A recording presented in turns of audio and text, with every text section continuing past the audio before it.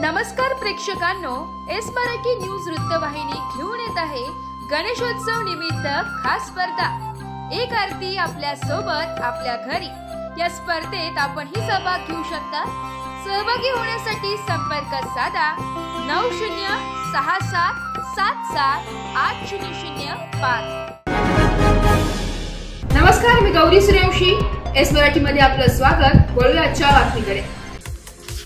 नांदगाव मल्हारवाडी शिवारात वीज पडून एक मेंढी आणि 3 बकऱ्या या मृत्युमुखी पडल्या।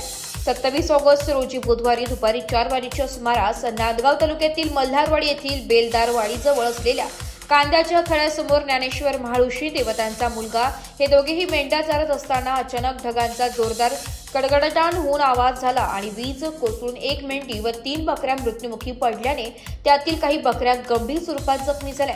या घटनास्थळी मल्हारवाडी गावचे सरपंच सौ अश्विनी खेरनार यांनी त्वरित धाव घेऊन परिस्थिती बघता घटनास्थळावरून पशुवैद्यकीय डॉक्टर रोहित कुरे यांना संपर्क करून तातडीने माहिती दिली आहे। डॉक्टर रोहित कुरे यांच्यासह नानासाहेब काकळीज, अक्षय गुंजाळ, अजय जोहिरे हे घटनास्थळी पोहोचून त्वरित जखमी मेंढ्यांना औषध उपचार केले आहेत। तसेच आमदार सुहास कांदे यांनी तलाठी सचिन मोरे यांना सूचना करून घटनास्थळी पंचनामा करण्यास सांगितले।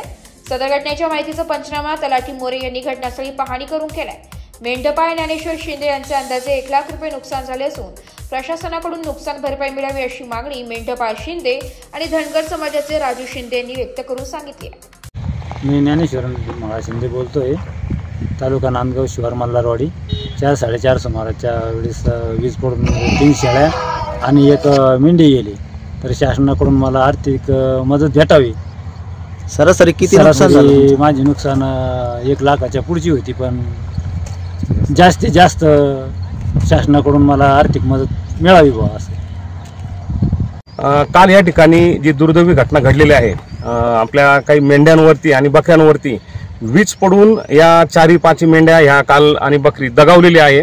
दिवसेंदिवस वीज पडून या ज्या नैसर्गिक आपत्तीची जी घटना आहे याचं प्रमाण हे वाढत चाललेलं आहे। तर मी तसं काल आमचे या तालुक्याचे कर्तव्यदक्ष आमदार आदरणीय सुहास कांदे साहेब यांना ही घटना सदर कळताच त्यांनी तातडीने या ठिकाणचे आपले तलाठी तात्यात आहेत त्यांना तातडीने पंचनामे वगैरे करण्यासाठी पाठवले आहे व जास्तीत जास्त नुकसान भरपाई या आपल्या मेंढपाळ बांधवांना मिळवून देतील असे प्रयत्नशील अण्णासाहेब करत आहेत।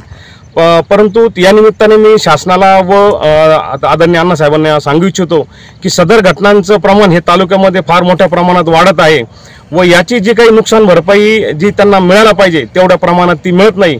तर शासनाने आणि अण्णासाहेबांनी जर कधी याकडे जातीने लक्ष घातलं तर निश्चित यांना न्याय मिळण्यास मदत होईल अशी अपेक्षा मी या ठिकाणी बाळगतो। एस मराठी न्यूज साठी जिल्हा प्रतिनिधी विजय बडोदे, नांदगाव। अशाच नवीन ताज्या घडामोडी जाणून घेण्यासाठी आमच्या एस मराठी न्यूज चॅनलला लाईक करा, शेअर करा, सबस्क्राईब करा आणि बेल आयकॉनला क्लिक करायला विसरू नका।